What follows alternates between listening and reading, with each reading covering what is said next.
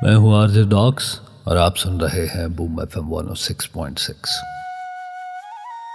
آج پھر میں ایک کہانی لے کر آپ کی سماعتوں کی نظر کرنے کے لیے حاضر ہوا ہوں۔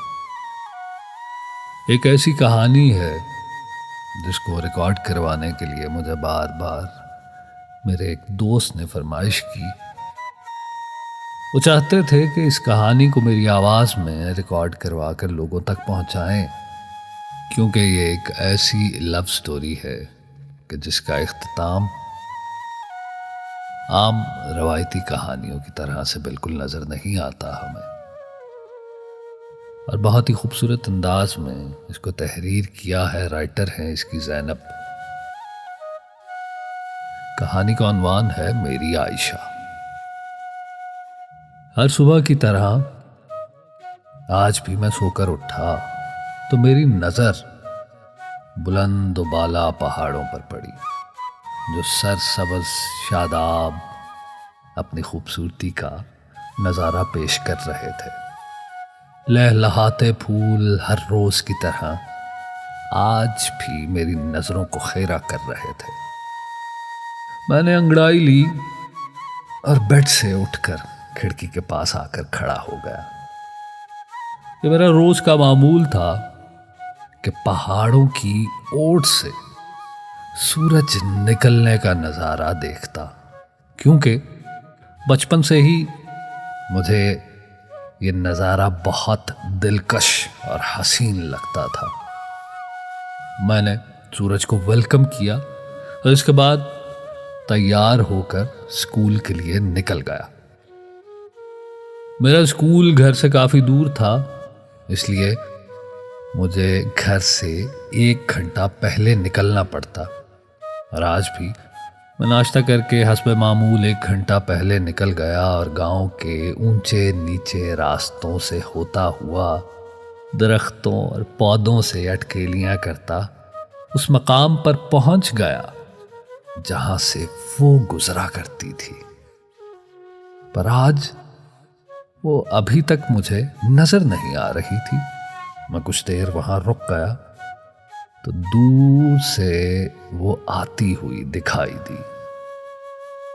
میں اسے دیکھتے ہی کھڑا ہو گیا اور اس کو آتے ہوئے دیکھتا رہا۔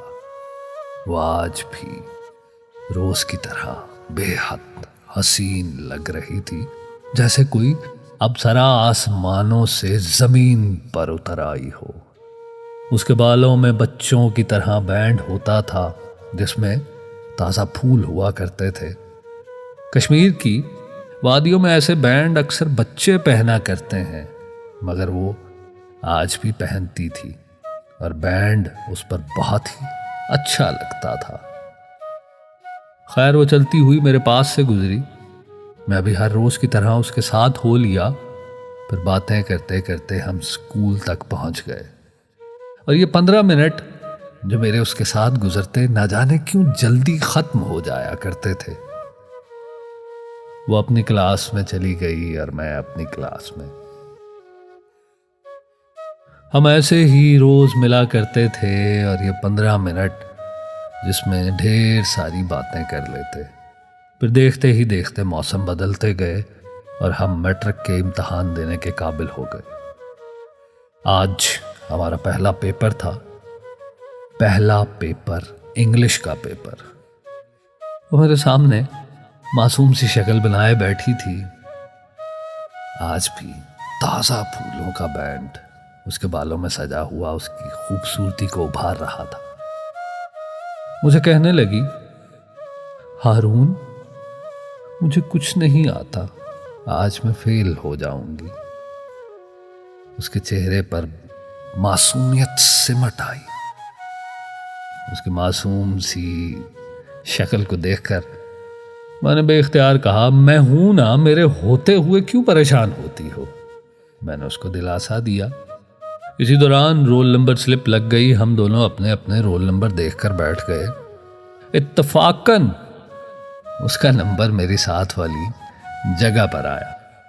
اس طرح سے میں نے آسانی سے اس کو سارا ہی پیپر کروا دیا۔ پوری کلاس ہمارے پیار سے واقف تھی، حتیٰ کہ میرے گھر والے بھی جانتے تھے کہ کسی دوسرے گاؤں کی لڑکی کو میں پسند کرتا ہوں۔ اس کے گھر والے بھی اس بات سے باخبر تھے۔ جس دن آخری پیپر تھا تب اس نے اور میں نے خط پر رابطہ رکھنے کا وعدہ کیا اور اپنے اپنے گھر کی راہ لے لی۔ اس کے گاؤں میں میرا ایک دوست رہا کرتا تھا۔ میں اس کے پتے پر خط ارسال کرتا، پھر اس کی بہن لے کر آگے خط کو پہنچا دیتی اور اسی طرح سے پھر جوابی خط بھی مجھے پہنچ جاتا۔ ہم مسلسل رابطے میں رہے۔ اسی دوران ہمارا رزلٹ آ گیا، میں اچھے نمبروں سے پاس ہوا۔ میں نے اس کو لکھ بھیجا،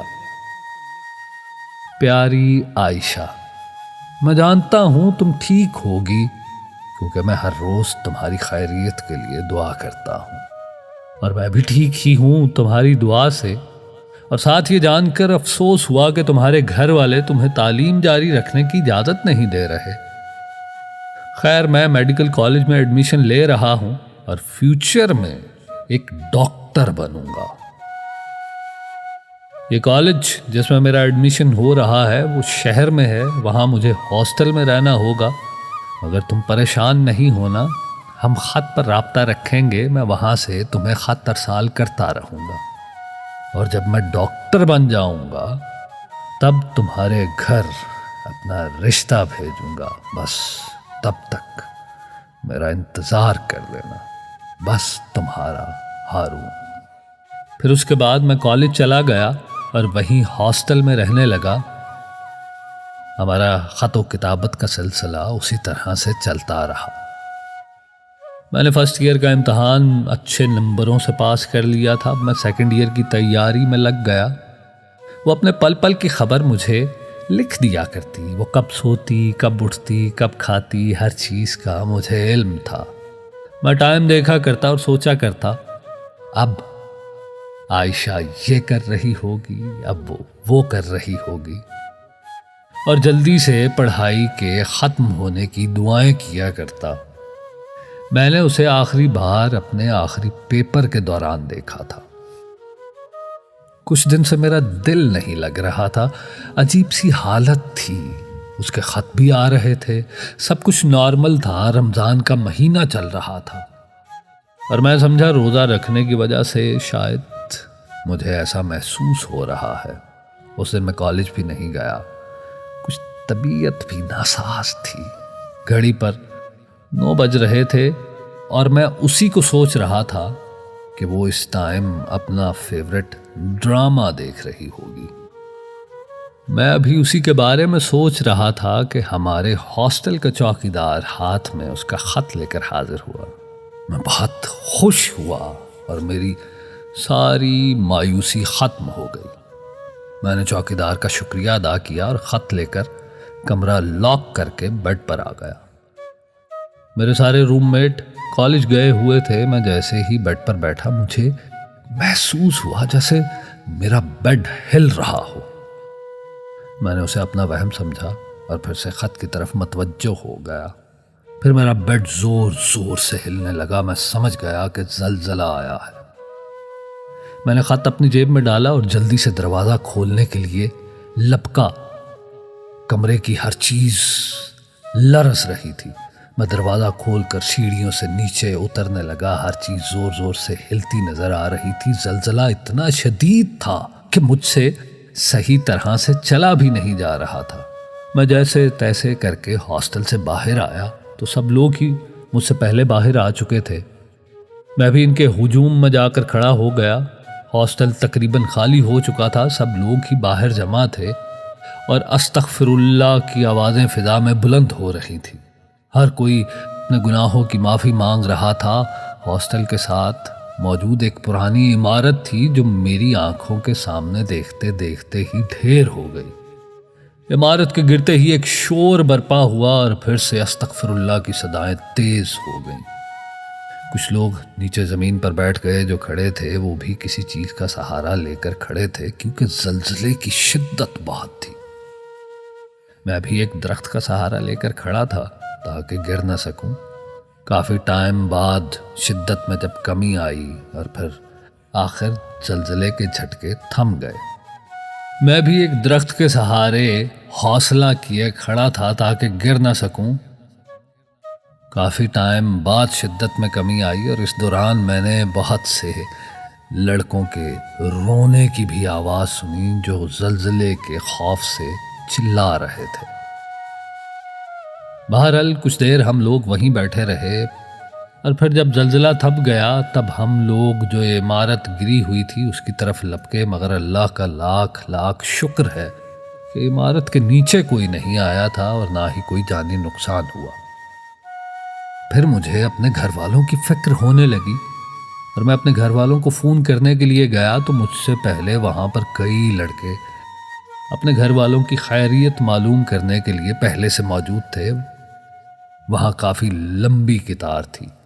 کوئی آدھا گھنٹہ لگا مجھے اپنی باری کے انتظار میں، اور میں سب کی خیریت معلوم کر کے خوشی خوشی اپنے کمرے میں آ گیا کہ خدا کا لاکھ لاکھ شکر ہے میرے گھر والے محفوظ تھے۔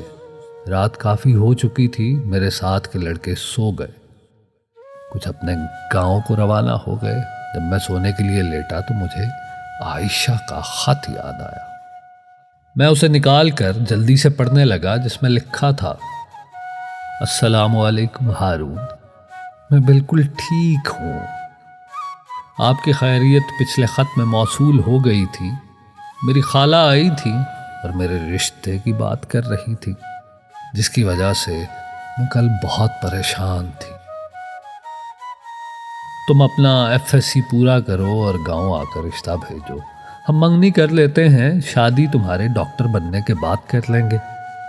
ایک بار رشتہ بھیج دو، اس کے بعد ہاں کا پیغام بھجوانا میرا کام ہے۔ اور ہاں سنو، اس بار جو سوٹ میں نے عید کے لیے بنوایا تھا نا، وہ اس جمعہ میں پہن کر جمعہ کی نماز پڑھنے گئی تھی۔ سب نے بہت تعریف کی۔ جانتے ہو میں نے کیا پہنا تھا؟ سفید فراک، سفید جوتا، سفید بینڈ، سفید ہی پھولوں والا ہار۔ پر میں چاہتی ہوں کہ اس عید پر ہی رشتہ بھیج دو، جب تمہارے گھر والے آئے تو میں وہی سوٹ پہن لوں گی۔ اپنا بہت سارا خیال رکھنا، تمہاری عائشہ۔ میں یہ خط پڑھ کر اسے خوابوں میں تصور کرتے نہ جانے کب سو گیا۔ صبح میری آنکھ میرے دوست کے اٹھانے سے کھلی۔ اس نے کہا کہ تمہارے دوست کا گاؤں سے فون آیا ہے۔ میں جلدی سے اٹھا اور فون سننے کے لیے بھاگا۔ یار وہ عائشہ۔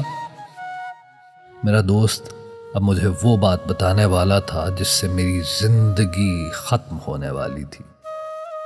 ہاں بول، کیا عائشہ؟ میں نے لاپرواہی کے انداز میں کہا۔ یار وہ کل اپنے گھر کے ملبے تلے دب کر زندگی کی بازی ہار گئی۔ اتنی بری بات وہ اتنی آسانی سے کہہ گیا۔ پہلے میرے ہاتھ سے کریڈل چھوٹا، پھر میرے کانوں میں سائیں سائیں ہونے لگی۔ مجھے کچھ سنائی نہیں دے رہا تھا۔ پھر میری آنکھوں کے سامنے اندھیرا چھانے لگا اور میں زمین پر گر گیا۔ اس کے بعد کیا ہوا مجھے کچھ خبر نہیں۔ جب میری آنکھ کھلی تو میری پوری فیملی میرے سامنے موجود تھی۔ میں گھر کیسے آیا، مجھے کون یہاں لایا، مجھے اس سے کوئی مطلب نہیں تھا۔ میرے ہوش میں آتے ہی میری ماں نے اللہ کا شکر ادا کیا کہ اس کے بیٹے کو آخر 2 دن بعد ہوش آیا تھا۔ جیسے ہی میں اپنے حواس میں لوٹا، مجھے سب سے پہلا خیال آیا کہ عائشہ کہاں ہے۔ میرے بابا نے مجھے اٹھنے نہ دیا۔ انہیں لگ رہا تھا کہ میں ابھی بھی اس قابل نہیں کہ کہیں جا سکوں۔ میں نے بے بسی سے رونا شروع کر دیا۔